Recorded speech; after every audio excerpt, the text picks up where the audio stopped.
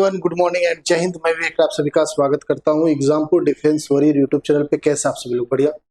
आज ये फिर बात करते हैं पूरा कंप्लीट डिटेल में कि पेपर का लेवल कैसा रहा, क्या रहा।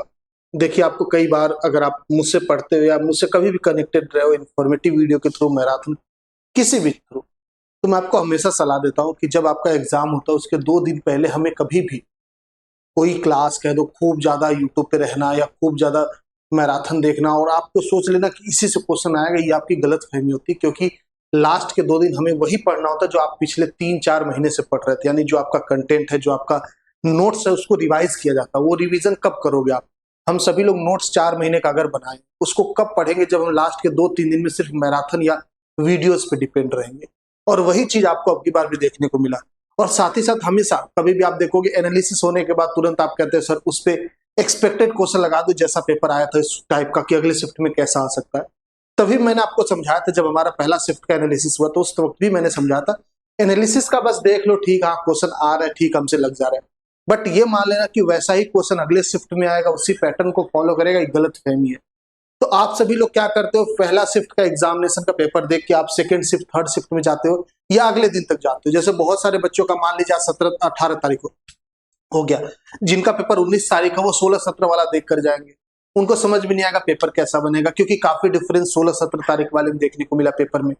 तो ये हमेशा होता है। अब नॉर्मलाइजेशन का कॉन्सेप्ट ही इसीलिए है कि इसको बैलेंस किया जा सके, जो आपका बहुत टफ पेपर या हार्ड पेपर बन जाता है। पहले नॉर्मलाइजेशन नहीं होता था तो वो क्या करते थे, एकदम कोशिश करते थे सेम लेवल पर रखे। एक आध शिफ्ट का मुश्किल से बहुत वेरिएशन हो जाता था, अदरवाइज कोई वेरिएशन नहीं होता था। अगर एक में पूछ लिए रूट आई का वैल्यू कॉम्प्लेक्स नंबर से, तो दूसरे शिफ्ट में पूछेगा रूट के अंदर माइनस आई का, या रूट आई प्लस रूट के अंदर माइनस आई। मतलब एकदम रिलेटेड क्वेश्चन घूमता था सभी शिफ्ट में। अब नॉर्मलाइजेशन हो का मतलब यही कि आप पेपर डिफरेंस बना दो, कोई दिक्कत नहीं, टफ इजी बना दो, उस हिसाब से प्लस माइनस हो जाएगा ओवरऑल में से। तो आपको इस चीज को समझना चाहिए। आपको मैं कई बार समझाता हूं कि प्लीज आप सभी लोग एनालिसिस देखकर ये डिसाइड मत कर लिया करो कि ऐसा ही क्वेश्चन आएगा। आपको पहले बोला था, पहले शिफ्ट में बोला था, बट देख लो, ठीक है, बस देख लो, इसको आंख बंद करके सेम टाइप का क्वेश्चन मत लगा के जाना। और ये आपको देखने को मिला 16 तारीख के पेपर की। अगर मैं बात करूं, जो भी पेपर बच्चे दिए थे 16 तारीख का, मैं शिफ्ट 1 की बात करता हूं, रुकिए थोड़ा सा ना स्टेप वाइज चलते हैं। 16 तारीख का शिफ्ट 1 जितने लोगों ने दिया, मैंने 25 क्वेश्चन यहाँ पे एनालिसिस में कराया, 25 के 25 करा। और 25 क्वेश्चन में से एक सिंगल क्वेश्चन ऐसा नहीं था जो कि परेशान करे, इवन सोचने पे मजबूर करे कि ये होगा कैसे। ये भी सोचने की जरूरत नहीं थी, ऐसे क्वेश्चन मिल रहा था, ऐसे सॉल्व हो रहा था। ये बात अलग है कि कोई कोई क्वेश्चन टाइम ले रहा था, मैं नहीं करो 25 के 25 कोई कर पाएगा, टाइम कम होता है, कैलकुलेशन भी करना होता है, उसी में दिमाग भी मतलब होता है, ऐसा नहीं। बट हाँ, जनरली बच्चों से बात करूं तो 15 से ऊपर गया शिफ्ट 1 का। और जो आपका 16 तारीख का पेपर था, ये भी चीज मैं आपको बता दूं, जो 16 नवंबर को पेपर हुआ था, इसमें बहुत कम बच्चे थे अपीयर, ठीक है, बहुत कम बच्चे अपीयर थे। मतलब एक शहर में मान लीजिए टोटल 4 सेंटर है तो 2 सेंटर को दिया गया, यानी 50% आप लेके चलो, ठीक है, 50%। और इस 50% में से मोस्टली या कह दो ज्यादा, ठीक है, मेजर में गर्ल्स थी, ठीक है। गर्ल्स का ज्यादातर एग्जाम किस दिन था? ये था आपका 16 नवंबर। 17 नवंबर की अगर बात करें तो सबसे मैक्सिमम जो अटेंडेंस हुआ यही हुआ, ठीक है, अटेंडेंस सबसे ज्यादा मैक्सिमम यही हुआ। और यहाँ पे मिक्स है, मतलब मेल फीमेल सभी का हुआ था ज्यादातर, ठीक है। तो 17 नवंबर जो था, ये सबसे ज्यादा एग्जाम कंडक्ट कराया गया। सेंटर संडे भी था, रीजन ये कि इनको सेंटर वगैरह मिल गई, ये भी एक रीजन है। तो वही इसका 2 गुना लगभग आपको देखने को मिला, एक तरीके से कह दो 100%। ओके, अब 16 तारीख वाले अगर पेपर को देखोगे तो ये काफी इजी पेपर मैं इसको बोलूंगा। इसको मॉडरेट बोलना भी ठीक है, चलो कुछ बच्चों के हिसाब से, क्योंकि जो पहली बार देते हैं उनके लिए मॉडरेट ही कहना सही, क्योंकि कई एग्जाम को मैनेज नहीं कर पाते, टाइम मैनेज नहीं कर पाते, आता तो है लेकिन फिर भी, तो उसको मॉडरेट बोलना ठीक है। बट जो अगर इनके हिसाब से देखा जाएगा ना, 16 तारीख वालों के हिसाब से, तो 17 तारीख का पेपर मॉडरेट टू हाई था, ठीक है, मॉडरेट टू हाई था। ये इजी था ही नहीं 17 तारीख वाला पेपर। और ये पेपर आपको 18 तारीख में फिर वेरिएशन मिलेगा, फिर 19 तारीख में मिलेगा। इसीलिए तो आपको समझाया जाता है। आपको क्यों समझाया जाता है? लेकिन आप लोग समझोगे तब ना। आप लोगों को लगता है कि नहीं, हमारे लिए मैराथन नहीं लगा रहे। हम मैराथन इसीलिए नहीं लगाते एग्जाम टाइम में, क्लासेस इसलिए नहीं लगाते, क्योंकि हमारा एक ही मोटिव होता है कि आपने जो 4 महीना मेहनत किया ना, आप उसको पढ़ो। आप 4 महीना पढ़ने के बाद उसको साइड कर देते हो सिर्फ एक क्लास, एक मैराथन के लिए। ये सही तरीका आप खुद ही सोचो। कहाँ 4 महीने का नोट्स, और उसको रिवाइज करने में कोई टाइम नहीं जाता। रिवीजन का मतलब नहीं कि 1 घंटे बैठ के पेपर पलट दिया, उसका मतलब जो आपने क्वेश्चन प्रैक्टिस साल भर किया ना, उसको भी एक बार देख लिया। और जिन बच्चों ने ये काम किया था वो 16 तारीख वाले तो मजे लिए, 17 में भी वो मजे लिए, 17 में भी उनका बहुत अच्छा गया, जिन्होंने अपने नोट्स अपने सेल्फ स्टडी फोकस किया। और जो सिर्फ 16 तारीख वाले एनालिसिस के बिहाफ पे अपनी तैयारी कर लिए कि चलो इस टाइप का आ रहा है तो इसी टाइप का प्रैक्टिस कर लेते हैं, तो फिर उनका नुकसान 17 तारीख को देखने को मिला। ऐसे कई बच्चे एक दो हुए जो बोल रहे थे फिर कि हाँ सर मैं तो मैराथन देखते रह गया, इसके बाद मॉक टेस्ट वगैरह एक दो लगा लिया, उसी के बेस जो करवाए थे लोग मतलब हुआ था, और फिर इसमें 17 तारीख को ऐसा क्वेश्चन नहीं देखने को मिला। नहीं मिलेगा भाई, मैं तो पहले कह रहा था, आप लोग क्यों नहीं सुनते? फिर सुनना चाहिए ना आपको सारी बातें। तो ये कह रहा हूं कि जो 17 तारीख वाला पेपर था ये मॉडरेट टू हाई था। और मॉडरेट टू हाई किस सेंस में? सभी सब्जेक्ट की बात करता हूं, ऐसा नहीं कि मैं बस बोल दिया कि मैं सारे सब्जेक्ट की बात करता हूं, हर टॉपिक की भी बात करता हूं। आइए 16 तारीख वाले में बात करते हैं। जो 16 नवंबर को पेपर था बेटा, इसके अंदर शिफ्ट 1 और शिफ्ट 2, ठीक है, शिफ्ट 1 और 2 की अगर मैं बात करूंगा तो 1 का जो पैसेज था, इंग्लिश की बात करता हूं पहले, इंग्लिश काफी इजी था, पैसेज काफी इजी किया था। लेकिन सेकेंड शिफ्ट या थर्ड शिफ्ट एग्जैक्ट मुझे नहीं याद आ रहा, लेकिन हाँ इसमें पैसेज हार्ड दे दिया था। ये बच्चे बताया पैसेज हार्ड, पैसेज थोड़ा सा हार्ड मतलब मॉडरेट बोल दीजिएगा। और 17 नवंबर वाले में पैसेज जो पहली शिफ्ट का पता चला मुझे इतना हाई था कि उसका आंसर ही नहीं मिल रहा था। सही बोल रहा हूं?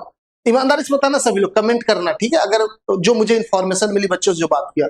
जो 17 नवंबर की फर्स्ट शिफ्ट में पेपर था, इसका जो पैसेज था इंग्लिश का, ये समझ लो हार्ड था। इसको फिर भी आप मॉडरेट बोल सकते हो, लेकिन ये हार्ड था। बच्चे बोल रहे थे कि ज्यादा जल्दी आंसर नहीं मिला था, हालांकि मिल जा रहा था, ऐसा नहीं कि नहीं मिला था, लेकिन हाँ टाइम ले रहा था, हार्ड पेपर था। इंग्लिश का 4 क्वेश्चन इससे दिया था, 4 दिया था कि 5, एक बार बताया 4 दिया था, बच्चे बता रहे थे। तो ये था इंग्लिश का, मतलब 4 नंबर सीधे सीधे कितना वेरिएशन आ गया देखिए आप, 4 नंबर का वेरिएशन। 4 नंबर बहुत ज्यादा होते हैं, ठीक है, जहां पे आपका कट ऑफ 30 के आसपास जाता है, 4 नंबर बहुत ज्यादा होते हैं। ओके, तो ये आपका इंग्लिश का हो गया। अब आइए बात कर लेते हैं वाई ग्रुप के मैथ की मैं बात कर लेता हूं। वाई ग्रुप का रागा का सेक्शन, रागा के सेक्शन की अगर मैं बात करूंगा तो 16 तारीख को इजी पेपर था, मतलब इजी से मॉडरेट, इजी बोलना ज्यादा सही। कोई रीजनिंग में बहुत लेंदी नहीं था, मतलब कि कोई ऐसा डायग्राम दे दिया जिससे बहुत प्रॉब्लम हो गई हो, वाटर इमेज ऐसा दे दिया बहुत दिक्कत होगी, नहीं। लेकिन 17 तारीख में वो देखने को मिला था।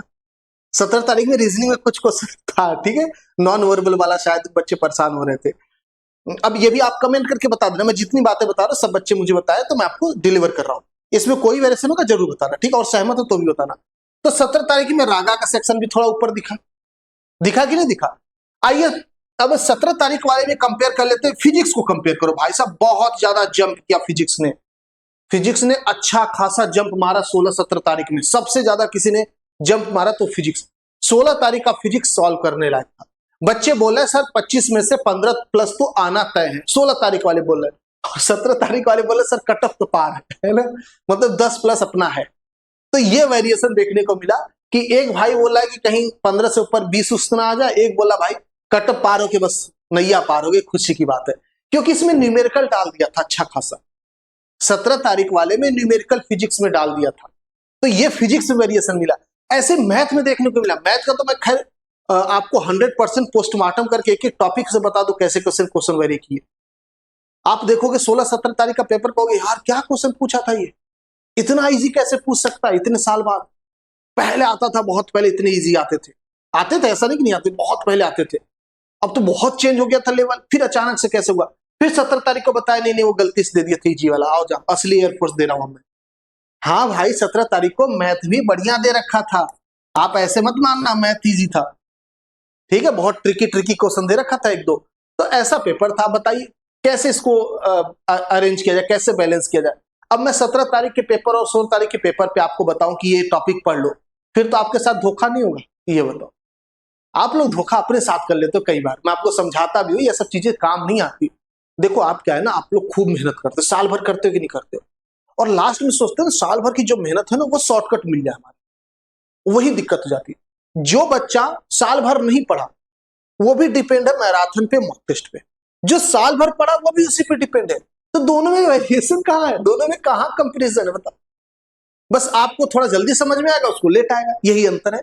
लेकिन आप भी मैराथन पे डिपेंड हो, वो भी मैराथन पे डिपेंड है, क्या फर्क पड़ा ये बताओ? तो आप 3-4 महीना जब पढ़ते हो, किसी एग्जाम की तैयारी करते हो, तो अपने ऊपर भरोसा रखो, self study, self notes, self practice, ये आपको एग्जाम निकलवाता है, ठीक है। खैर चलिए, जिसका पेपर आज सेकेंड शिफ्ट थर्ड शिफ्ट है बेटा या कल है, किसी भी टाइप पे है, किसी भी एग्जामिनेशन के आगे मैं बताऊं, आप सभी लोग हमेशा एग्जाम में जाने से पहले बस एनालिसिस ये देख लो कि टॉपिक कौन कौन सा कवर करा है, और टॉपिक में भी वेरिएशन मिला भाई। अब क्या बताऊं मैं आपको, 16 तारीख में भर भर के इंटीग्रेशन था, 17 तारीख का शिफ्ट 1 की कहानी बताऊं, एक इंटीग्रेशन का क्वेश्चन था, जहां पे फर्स्ट और सेकेंड शिफ्ट में 16 तारीख को भाई साहब 3-3 इंटीग्रेशन, डेफिनेट को काउंट कर लोगे 4-4 इंटीग्रेशन देखने को मिले। एरिया अंडर कर्व को 5, डिफरेंशियल इक्वेशन में 6, 5 से 6 क्वेश्चन इंटीग्रेशन से रिलेटेड था, हालांकि डिफरेंशिएशन भी था उसमें। और यहां पे देखोगे तो एक इंटीग्रेशन देखने को मिला, डेफिनेट काउंट करोगे तो हो जाएगा। तो ऐसा पेपर बना रहे तो अब उसमें कहां आप उसको ट्रैक करने जाओगे, ये बताओ। ट्रिग्नोमेट्री का क्वेश्चन 17 तारीख को पूछा था, sine of a plus B, बताओ ये फॉर्मूला है कोई, ये कोई क्वेश्चन है? ट्रिकी क्वेश्चन दे रखा था 17 तारीख वाले में, तो करने वाला था, ऐसा नहीं, लेकिन हाँ इसके मुकाबले 16 के मुकाबले 17 तारीख का पेपर बढ़िया था। और अब सुनेंगे मेरी बात, जितने लोग चिल्ला रहे थे ना 16 तारीख को पेपर इजी आया, कटअप तो 40 प्लस जाएगा, एकदम धुआं धुआं हो जाएगा नहीं, ऐसा नहीं होने वाला। 40 प्लस तो कटअप किसी कीमत पे नहीं जाएगा, आप देख लीजिए, 40 टच कर ही नहीं सकता कटअप। इतना भी इजी पेपर अभी देखो ना, 18-19 को पता चलेगा। 16 तारीख वाले बच्चों के लिए हो सकता है, अब एग्जैक्ट बताएगा कौन, आपका शिफ्ट। आप पूरा 16 तारीख में नहीं कवर कर सकता हूं, लेकिन 16 तारीख का किस शिफ्ट में आपका एग्जाम था, आपका नंबर अगर उस दिन के औसत से ज्यादा है तो आपका नॉर्मलाइजेशन में नंबर बढ़ सकता है, और अगर औसत से कम है तो आपका नंबर घट सकता है। नॉर्मलाइजेशन का ये कॉन्सेप्ट है, मैं आपको वापस बता दूं सीधे भाषा में, पूरी कहानी छोड़िए। 16 तारीख में पेपर इजी आया था, तो क्या नॉर्मलाइजेशन में नंबर माइनस होगा? उसकी कहानी सिर्फ इतनी इस पे डिपेंड करती कि आपका नंबर कितना। अगर आपने जो नंबर पाया, जैसे आपके एक एग्जाम में कंडक्ट करा है 100 लोगों का, ठीक है, 100 लोगों ने एग्जाम दिया, 70 नंबर का पेपर हुआ, सबने पाया 35 नंबर, एवरेज औसत 35 आया, और मैंने पाया 36, तो नॉर्मलाइजेशन में मेरा नंबर बढ़ेगा। ओके, अदरवाइज अगर 35 से नीचे होगा तो और घट जाता है।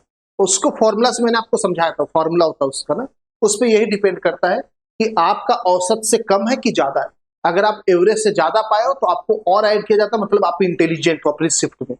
ओके, तो ये होता है, अब डिपेंड करता है कि आपका नंबर कितना आता। तो एकदम आंख बंद करके बोल देना कि नॉर्मलाइजेशन में नंबर घटेगा ही घटेगा, नहीं, ऐसा नहीं होता, ठीक है। नॉर्मलाइजेशन में नंबर घटेगा कि बढ़ेगा ये आपके नंबर पे डिपेंड करता है, उसके एवरेज से, ठीक है। तो देखते क्या आता है, और इस पे जो भी इंफॉर्मेशन जैसा भी अपडेट आएगा जरूर आपको बताएंगे। और ये चीज मान लेना 16 तारीख वालों को माइनस नहीं होगा, जरूरी नहीं, आपके नंबर पे डिपेंड करेगा। और 17 तारीख का तो भाई साहब नंबर बढ़ना तय है, जहां तक मुझे लग रहा है। अब उसमें भी डिपेंड करेगा आपका एवरेज, बट हाँ 17 तारीख वालों का नंबर नॉर्मलाइजेशन बढ़ना तय है किसी भी कीमत पे। अब 18-19 देख लेते कैसा आता है उसके बाद। ओके, फिर कटअप पे बात करेंगे, आराम से चिंता ना करिए, पहले पूरा पेपर कंप्लीट हो जाने दीजिए, क्या होगा सेफ स्कोर, क्या एक्सपेक्टेड कटअप। और सुनो, अगर आप लोग फेज 2 की तैयारी करना चाह रहे हो ना बाबू, तो फेज 2 की तैयारी के लिए आप लोग के लिए ना हम लोग बैच बना रहा है ऑफलाइन, ठीक है, प्रयागराज में। और ज्यादा नहीं, सिर्फ 20 डेज का, 15 to 20 डेज आपको अच्छे से तैयारी कराएंगे, ठीक है। फेज 2 का एयरफोर्स का, ओके, एयरफोर्स XY आप सभी लोगों के लिए 20 डेज का कोर्स है, ठीक है। बात समझ में आई? इसका जो चार्ज है, रजिस्ट्रेशन फीस सिर्फ लगेगा 1000 रुपीज। वो भी इसलिए क्योंकि इसके अंदर आपको वो प्रैक्टिस वगैरह शीट प्रोवाइड करवाया जाएगा, रिटन करवाया जाएगा ना, ये सारी चीज प्रोवाइड की जाएगी, इसलिए 1000 रुपीज आपका क्या इसका रजिस्ट्रेशन फीस है। इतने में आपको ये पूरा 20 डेज का हम लोग कराएंगे फेज 2। ओके, सिर्फ रजिस्ट्रेशन फीस ले रहा, आपसे और कोई भी चार्ज नहीं लिया जा रहा, ये चीज याद रखेंगे, ठीक है। अदरवाइज फेज 2 का प्रिपरेशन आपको पता है 5000 10,000 ये प्राइस चलती है, बट आपको सिर्फ 1000 में कराया जाएगा, क्योंकि इसके अंदर आपको फिजिकल की फैसिलिटी वगैरह अवेलेबल कराई जाएगी, हर एक चीज अवेलेबल कराया जाएगा, ठीक है। तो आप सभी लोग आके प्रयागराज में हमारा ऑफलाइन होगा। अगर आप सभी के पास कॉन्टैक्ट नंबर नहीं तो मैं आपको नंबर बता देता हूँ, इस नंबर पे कॉल कर सकते हो आप सभी लोग। ओके, ये मैं आपको नंबर दे देता हूँ, आप इस नंबर पे कॉल करके आ जाना यहाँ पे, ठीक है। नंबर आपके सामने 9044815954। ओके, इस नंबर पे कॉल कर देना बेटा आप लोग। और यह 1000 रुपये रजिस्ट्रेशन फीस है फेज 2 का ऑफलाइन। ओके, ऑनलाइन हमारा यूट्यूब पे वीडियो चलता रहेगा, वो तो फ्री चलेगा, ऑनलाइन का कोई पंगा नहीं। चलिए खैर ओके, उम्मीद करते हैं आपको सेशन बढ़िया लगा होगा, इन्फॉर्मेशन बढ़िया लगा होगा। और अगर अगले एग्जाम की तैयारी करना चाह रहे हो तो आपके लिए ऑफलाइन भी हमारा बैच आ रहा है, ऑनलाइन भी आ रहा है, दोनों है। ऑनलाइन फिलहाल नेवी का चल रहा है, तो नेवी से आप जुड़ सकते हो, क्योंकि अगली वैकेंसी जो आने वाली है वो नेवी की सबसे पहले आएगी, एयरफोर्स, नेवी, कोस्ट गार्ड, तीनों में से।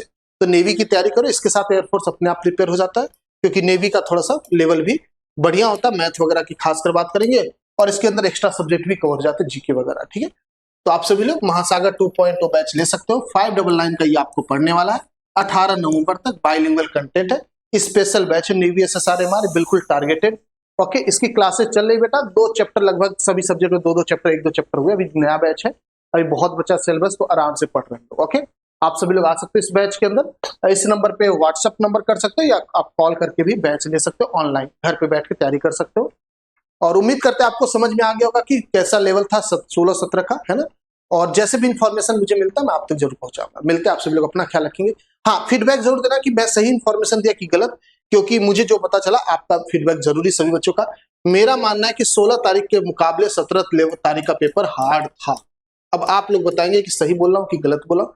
सभी पॉइंट ऑफ व्यू, मतलब सभी इंडिविजुअल सब्जेक्ट की भी मैं बात करूँ, टॉपिक की भी बात कर रहा हूँ, सभी, मैं वाई ग्रुप XY दोनों की बात कर रहा हूँ। रागा की बात की आपको, रागा में भी अच्छा जंप मिला था, आप इंग्लिश में चले जाओ, फिजिक्स में चले जाओ, मैथ में चले जाओ, दोनों में 17 तारीख का पेपर हार्ड था। आप बता देंगे आप सभी लोग सही बोल रहे हैं कि नहीं। उम्मीद करते हैं आप सभी को इन्फॉर्मेशन बढ़िया लगा, अपना फीडबैक जरूर देंगे। आप सभी लोग मिलते हैं, जय हिंद, जय भारत, थैंक यू।